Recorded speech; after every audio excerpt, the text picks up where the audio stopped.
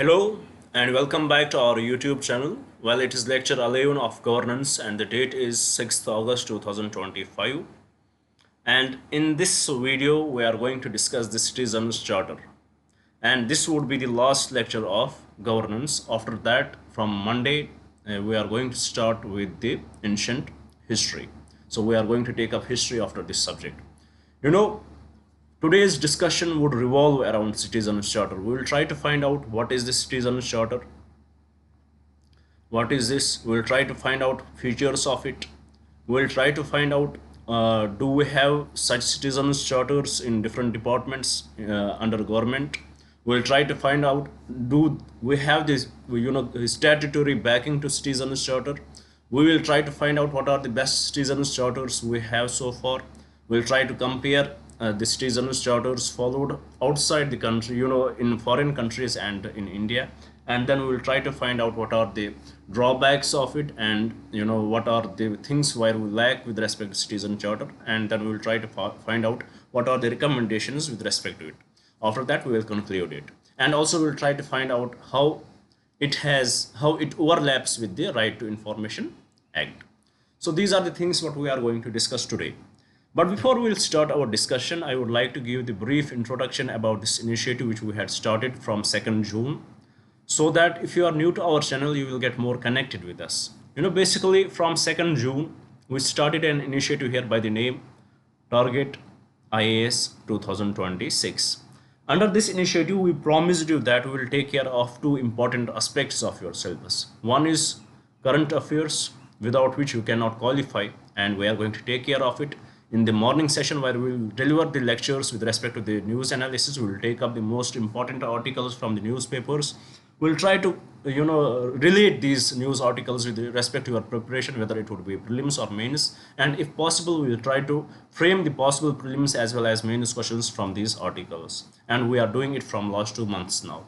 And in the evening session, where we are going to upload another video where we will discuss the static syllabus of yours.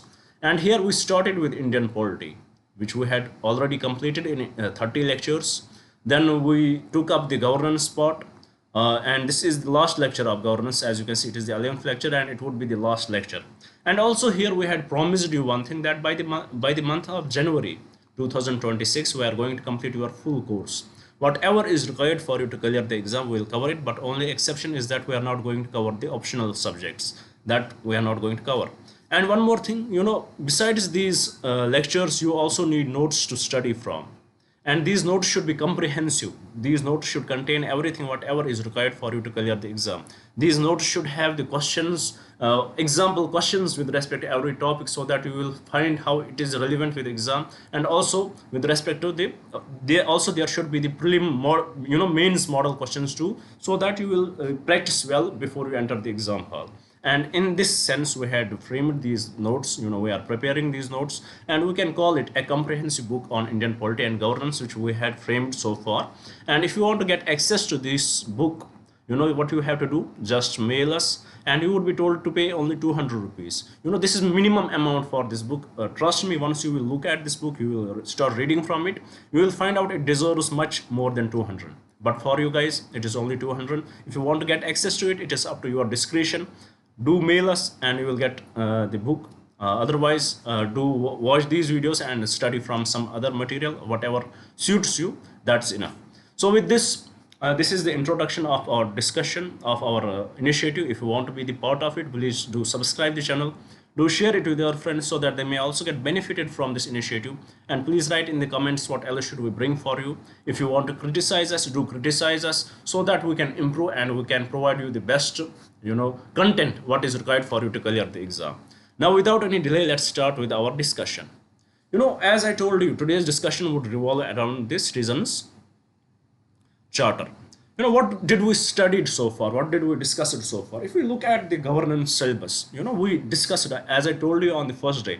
Governance is not the subject for which we can give you, I can prescribe you any book. Like when we started discussing the Indian polity, in the first lecture, I told you, you have to go through various books. For example, I told you about the Lakshmikant. And at the same time, I made my notes with respect to Indian polity. so that it would be comprehensive for you. It would be a comprehensive book for you.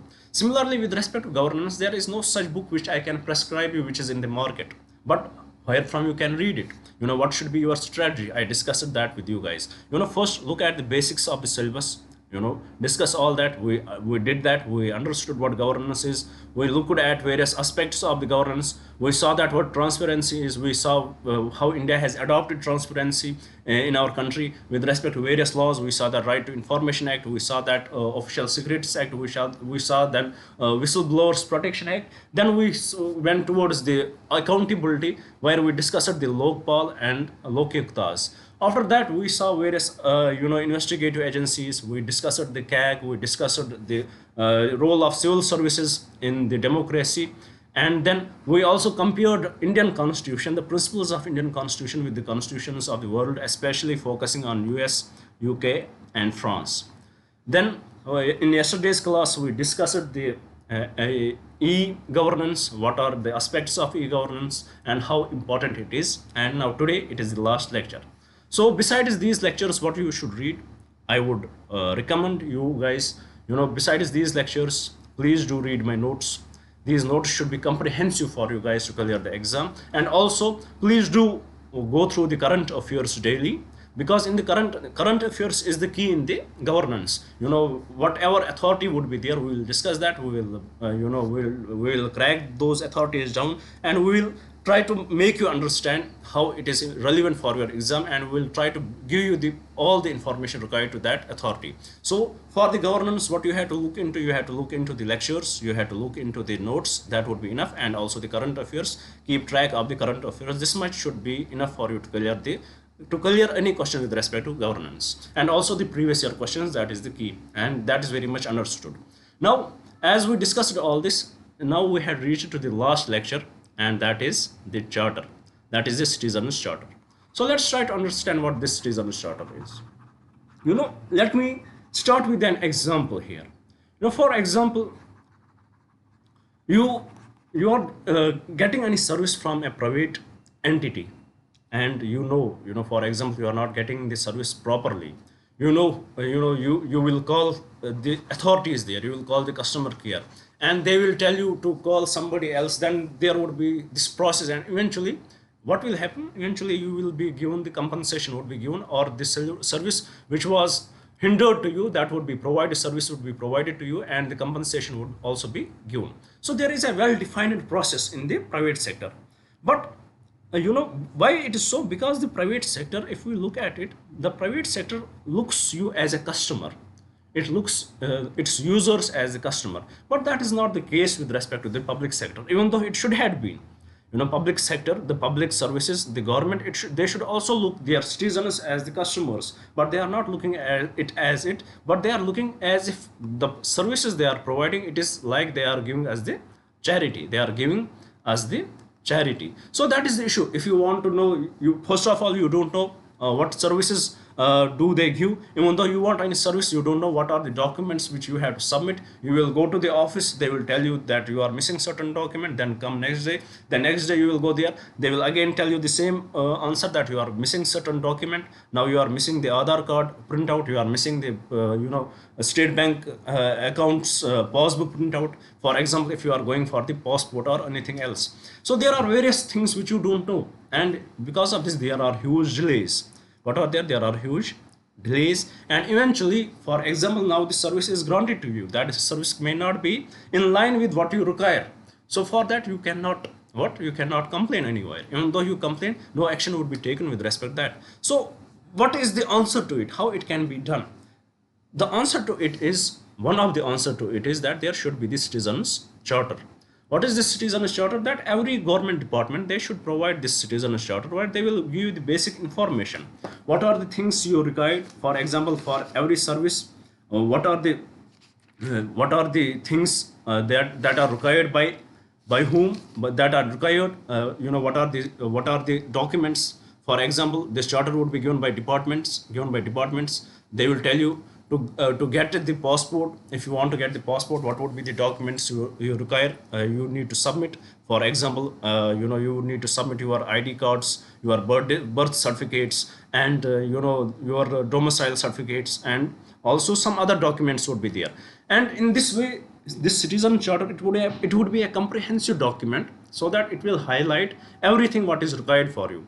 It will give you the roadmap. For example, if you want to get any service, what would be the roadmap for that, how you can go, which office you have to go for that service, and what are the documents you need to submit, and if this service, in how many days your service would be provided to you, how many days, and why are they taking these days. It should be defined why there are, for example, if passport is given in 30 days or 15 days, why are they taking these 15 days. They should give that because we need to verify, there is the need of this civil verification and the police verification that is to be done. Then various other reasons, for example, if you will not get these your passport in 30 days, what you can do, what is the authority you can approach, then this would be given to you.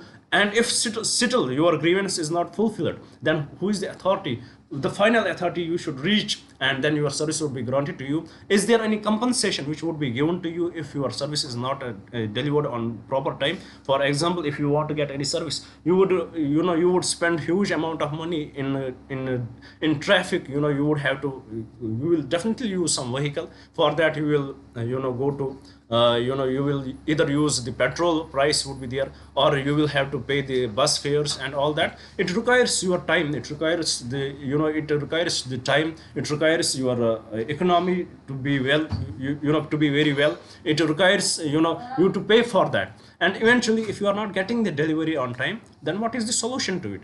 Is the government ready to pay you the compensation for that? And what is this compensation? Where from this compensation would come? So this is exactly what the citizen charter will provide you. That is why there is the need of the citizen charter. And eventually different governments, different departments, they had voluntarily given the citizen charter. If we look at the center, at center we don't have any specific law for the citizen charter. It is the governments, it is the departments, they are giving it on its own.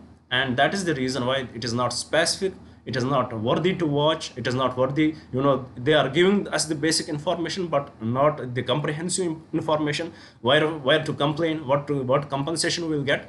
It is only because it does not have the legal backing. But in particular states, for example the state of Karnataka, where we have the Sakala system, which under this they are providing the services which had contained almost 1,000 services what they are going to provide, and they had given very much briefing about it, how you can get these services, where are the complaints you can file, what would be the punishment, what would be the compensation, all that is mentioned there. Similarly, with respect to the Madhya Pradesh, which is actually pioneer in this citizen charter, they had also given the beautiful charters. So this is the basic introduction about the citizens charter. Where from it originated from the UK actually, in 1991. Let me rub it first.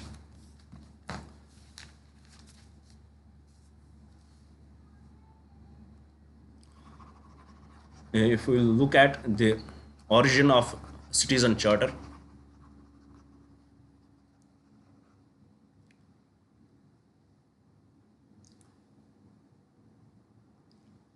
origin of citizen charter, it originated from UK in 1991. It was the UK's president, whose name is John Major, UK's prime minister, whose name is John Major. He implemented it, John Major, he implemented it, and he said that it is right now the time for the users to dominate, and it is time for the citizens to dominate, and it should be provided to them. So first, let's try to understand what is this citizens charter. Let's try to find out the definition of the citizens charter in a very simple and very understandable language. Let's try to find out what is this citizens charter.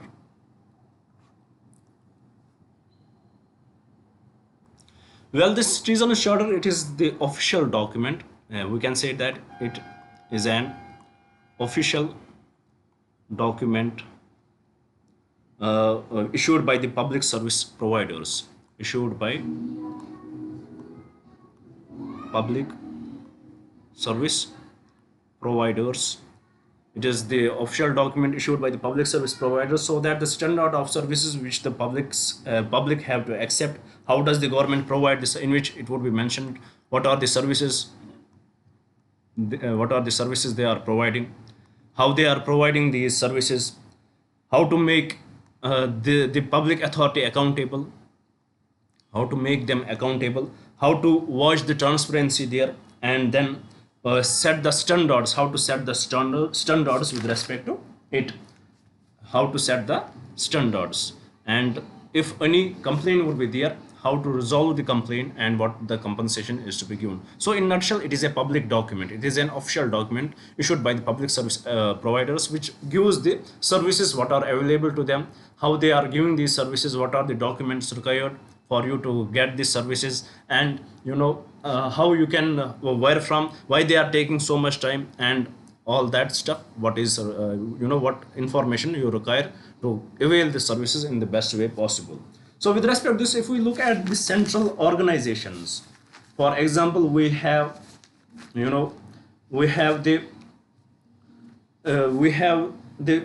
information, we have the Department of Posts, or we have the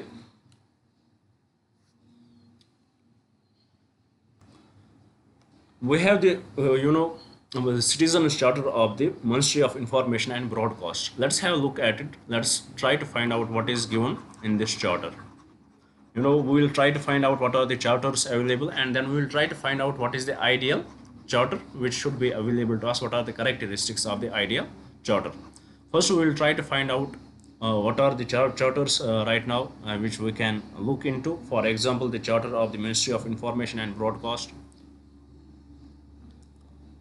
Charter of Ministry of Information and Broadcast.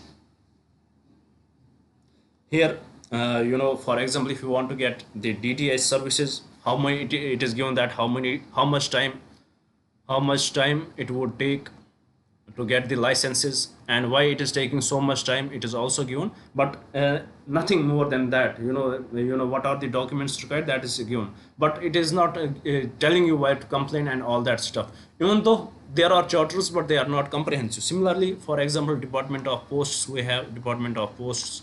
It also gives us the basic ideas, how many days it would take for the if the post is to be delivered in the local vicinity, how many days it would take. If it is between the states to states, how much days it would take, and if it is beyond the states, then how many days it would take.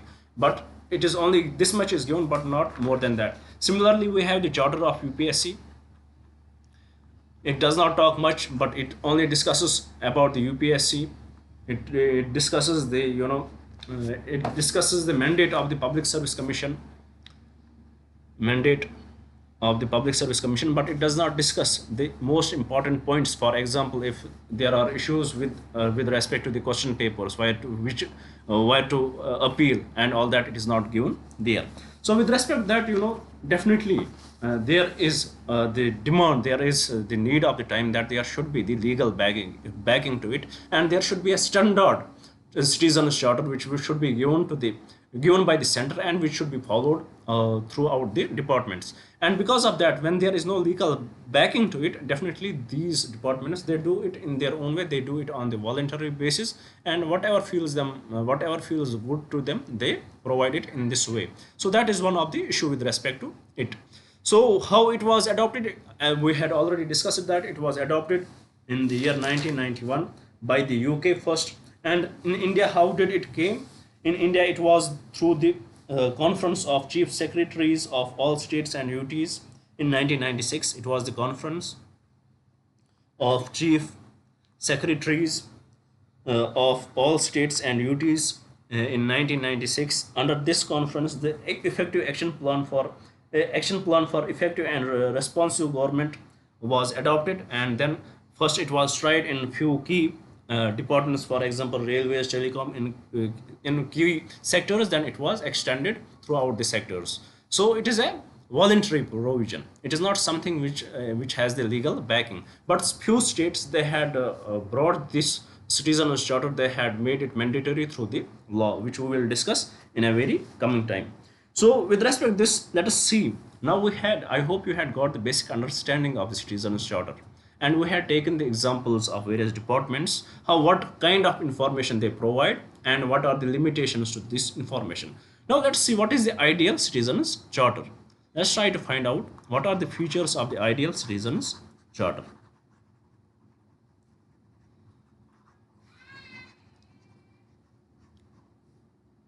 The first and important feature of ideal citizens charter is that it should be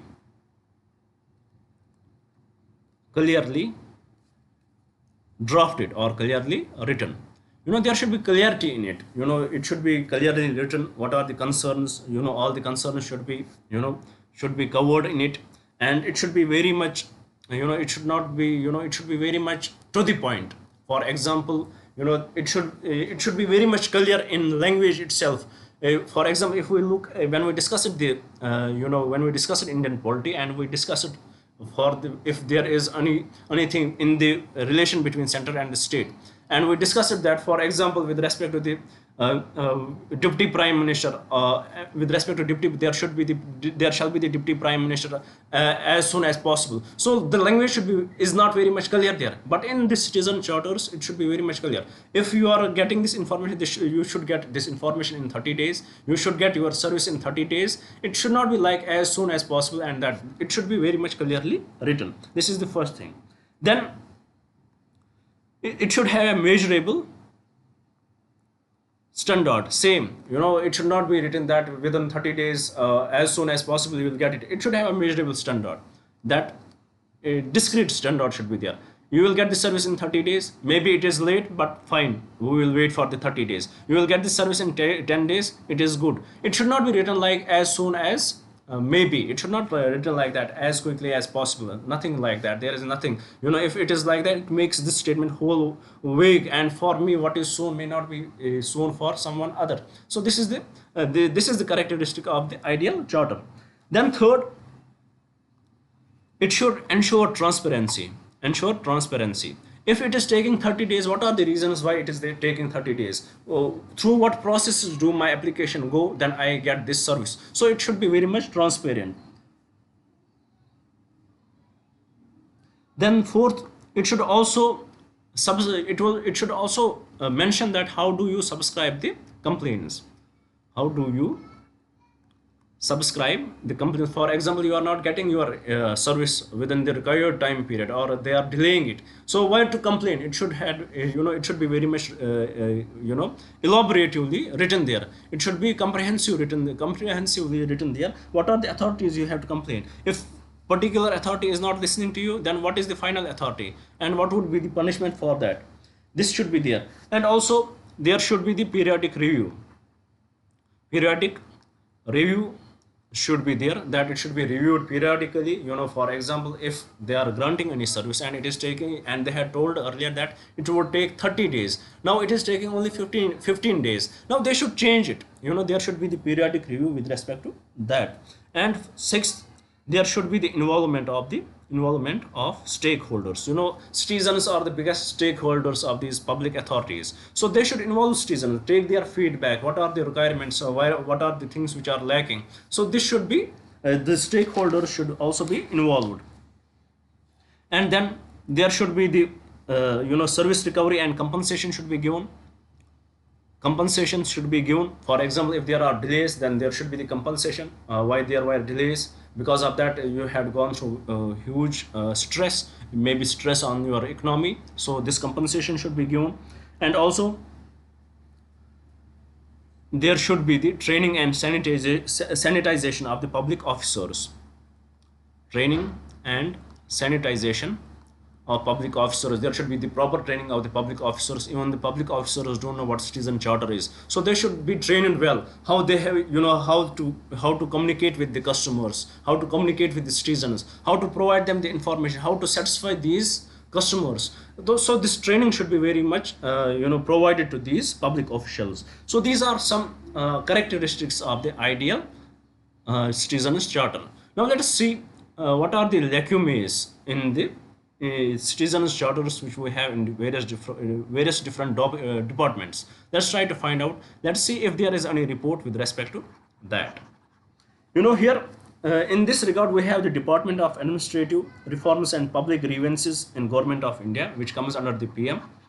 Under this department, it has conducted a review over over 15 over 5 central government agents, government departments, organs, and 15 departments of various states. It had through it conducted this review through a anonymous organization, and that anonymous organization, they gave us serious issues with respect to the citizens charter in India. So what is this? It is the first Department of Administrative Reforms and Public Grievance, Department of Administrative Reforms and Public Grievance.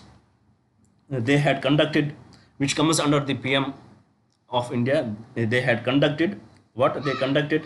They hired the professional agency, and they conducted the review of various departments, 5 central government organizations and 15 departments of various states, and they gave us the report what are the lacunae in these in the citizen charters of these departments. And let's see what are the major findings of this report.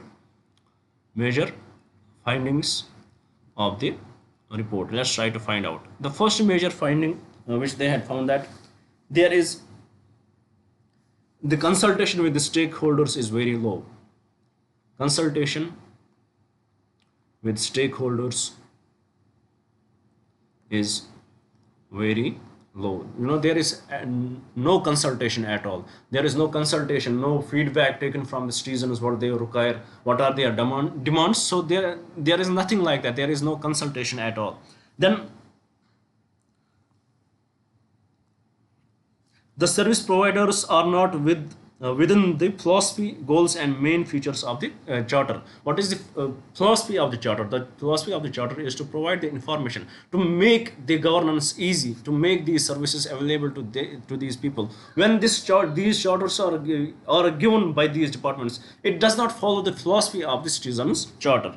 Then third important fact, the publicity is not given. Even though they have these citizen charters, but we don't know about them. We don't have any idea about them, how we can get our services. So this publicity is not provided, and also it is not even though they have the charters, but they are not implemented properly. So these are the issues which this organization, which the review was conducted by whom? Department of Administrative Reforms and Public Grievance in Government of India. They conducted they hired the professional agency, and they conducted the review of various departments, and they found out these major issues with respect to the charters which they had provided.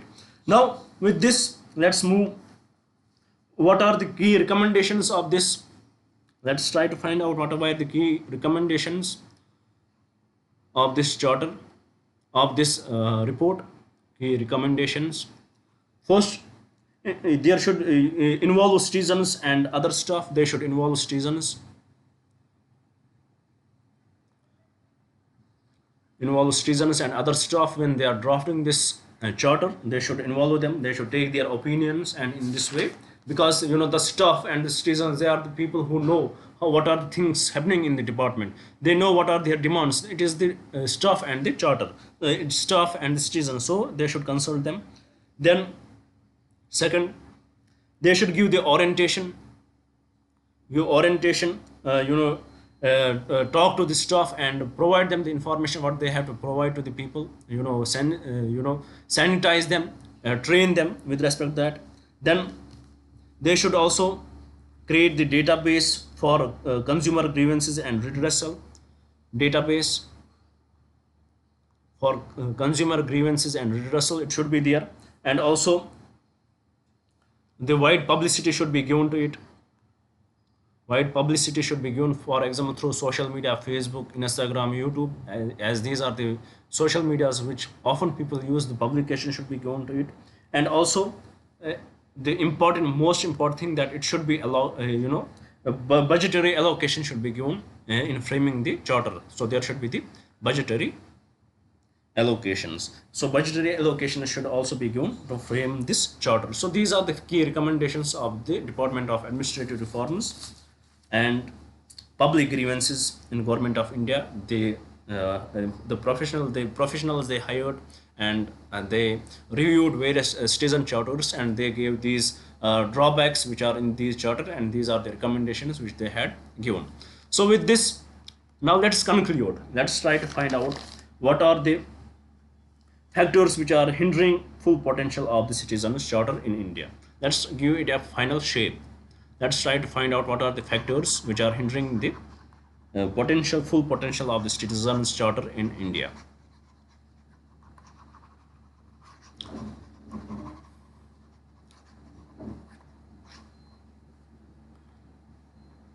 Factors hindering the full potential of the citizens charter. It should be very much easy for you now. You can guess it. Lack of awareness. It is one issue. Citizens are not aware of how they can approach the departments, what are the information they are provided there, what are the documents they have to submit. The citizens does not have any idea about it. Then there is poor implementation, which we also discussed. Poor implementation. There is absence of legal backing, which I told in the beginning. Absence of legal backing. Then there is no effective grievance redressal mechanism. No effective grievance redressal mechanism. Then there is also the bureaucratic resistance. Bureaucratic resistance. It is one of the key feature of the bureaucrats that they don't want to put extra burden on them. When they are giving the time limit, that within this time limit you have to perform, it puts extra burden on everybody, so they don't like it, and because of that they don't want it to be much precise. So this is also one of the issue. And the sixth, it is the inadequate training. And also we can add seventh, lack of budgetary allocation. So these are some factors which hinder the full potential of the citizens charter. So till now I hope you had understood what citizens charter is. What are its features, we discussed. What are the factors which hinder the citizens charter. We saw that in India there is no legal backing, and now we will see the best practices, best citizens charters implemented in our country. We will take the example of Madhya Pradesh and Karnataka. For that I had to rub this first, then we will discuss that.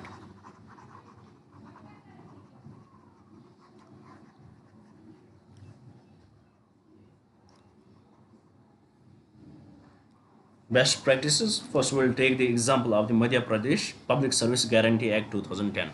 Madhya Pradesh, they came up with the MP Public Service Guarantee Act of 2010, and under this they covered 52 public services. They covered 52 public services in it, and they gave it the proper requirements were given. What would be the documents if you want to get this services, what would be the time period, and where you can complain, what is the complaining authority, and what would be the fine if your complaint is not fulfilled. All this was given, and eventually there would be the two-stage appeal process. If the first authority will not accept your appeal, then there would be the last authority who will also impose the fine on the government official. And then eventually this was the citizens charter which they have given. These 52 public authorities, they have to give the citizens charter. It was made mandatory through this law, and eventually this act, it received United Nations Public Service Award.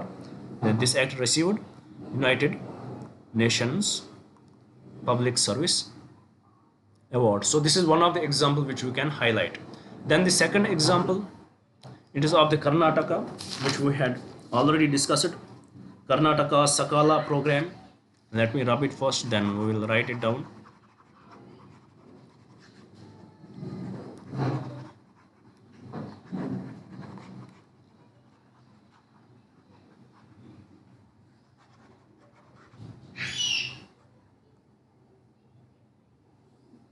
We have the Karnataka's Sakala program, and it got its legal backing from the Karnataka Guarantee of Services Citizens Act 2011. Karnataka Guarantee of Services of Citizens Act 2011, and it is a very comprehensive document. It has covered over 1000 public services where they have to provide the citizens charter, they have to provide the information, they have to provide what will be the time period, they have to provide the redressal mechanism, and how your complaints would be fulfilled, and they will also give you the information what would be the fines imposed if the government will not accept it, what would be the fines imposed. So these are the few examples, about this. The important feature is that it has covered more than 1000 public services. So this is the one of the important feature of the Karnataka Sakala program.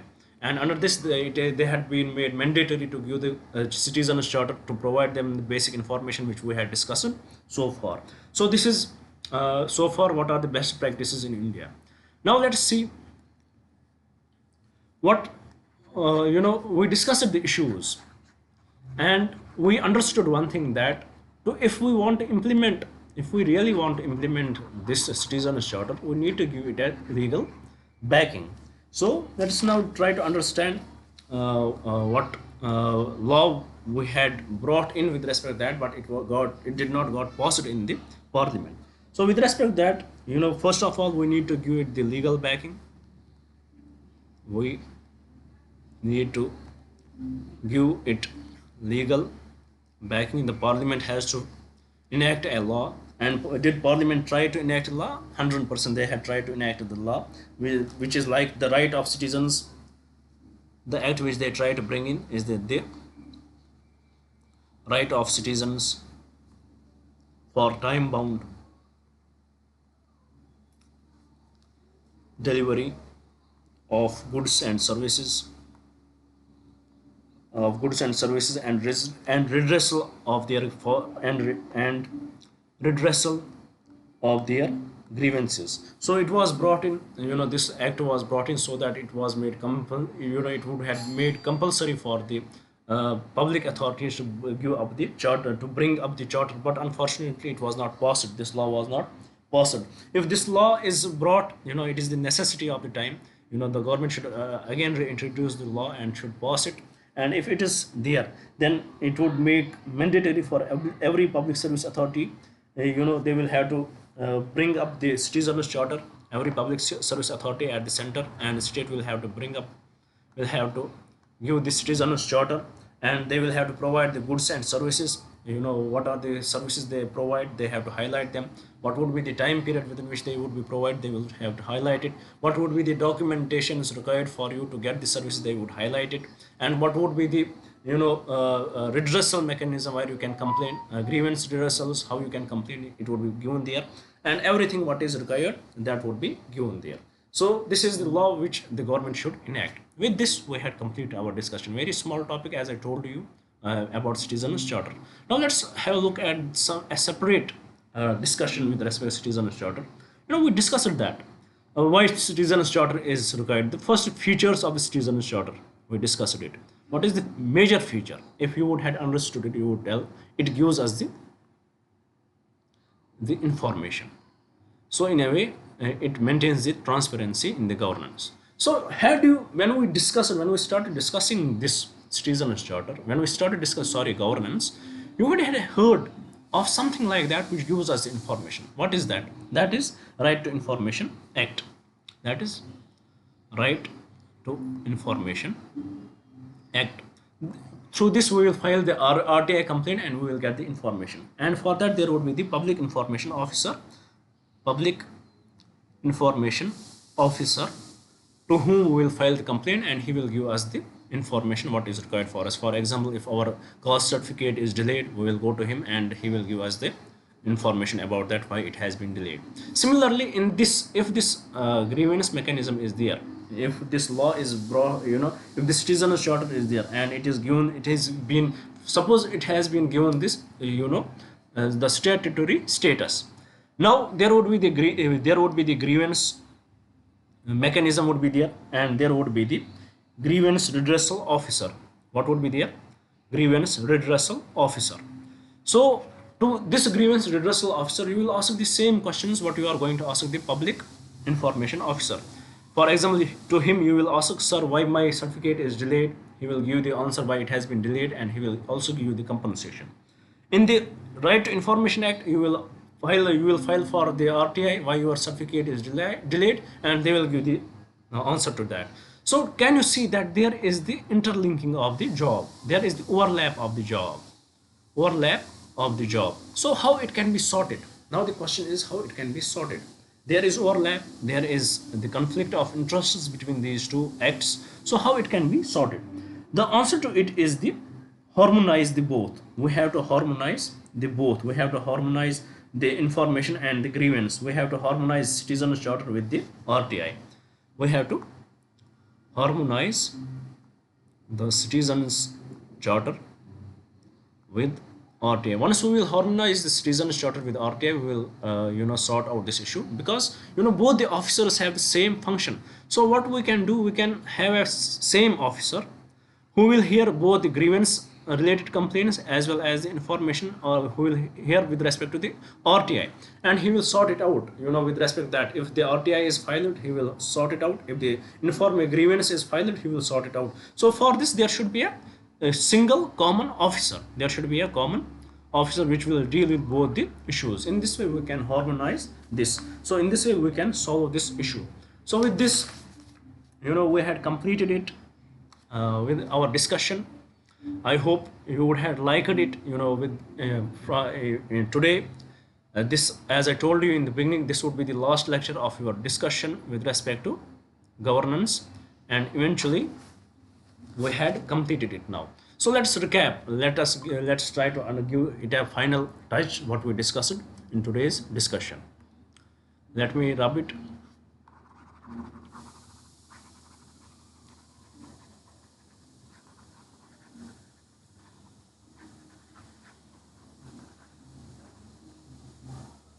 First of all, we discussed what citizens charter is, definition of citizens charter or understanding of citizens charter. Then we saw that what are the features of the citizens charter.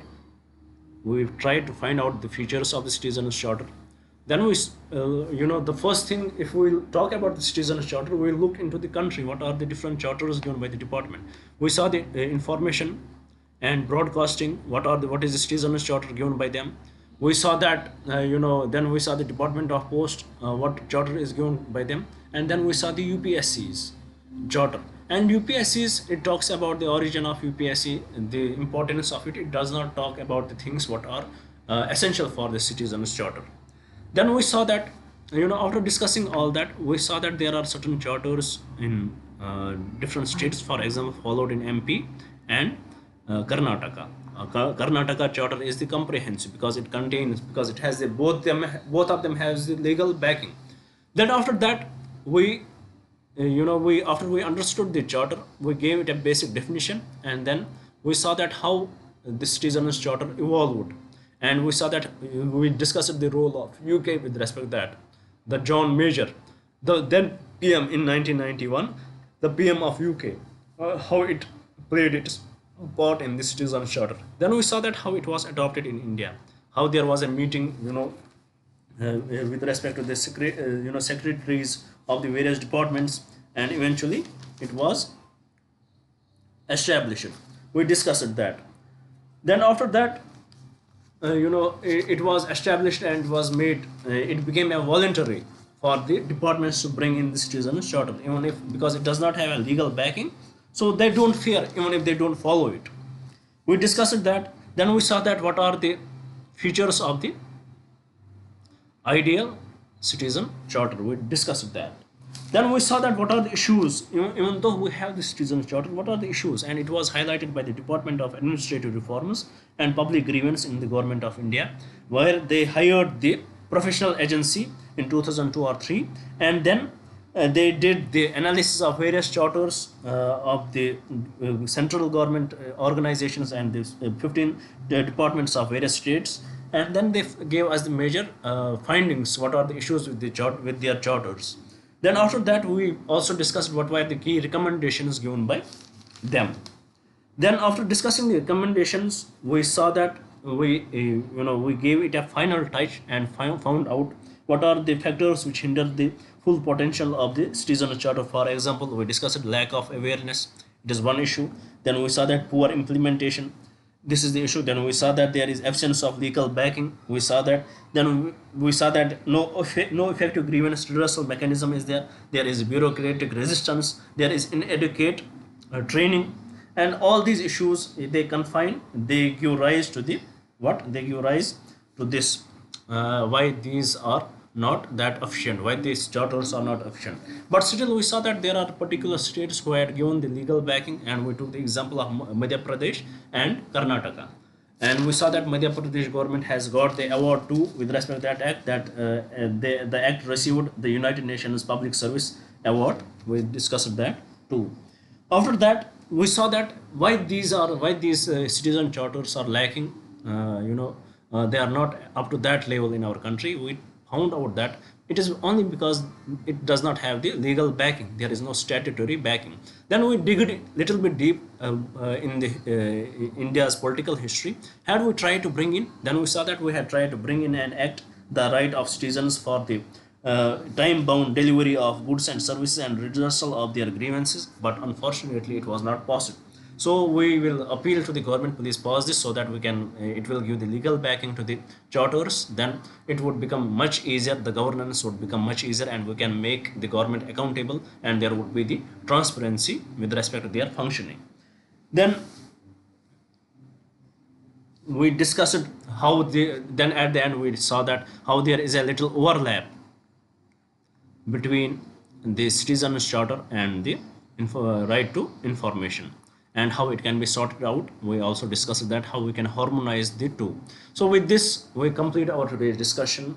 I hope you would have liked the video. I hope you would share it with your friends, and I definitely hope you would subscribe the channel.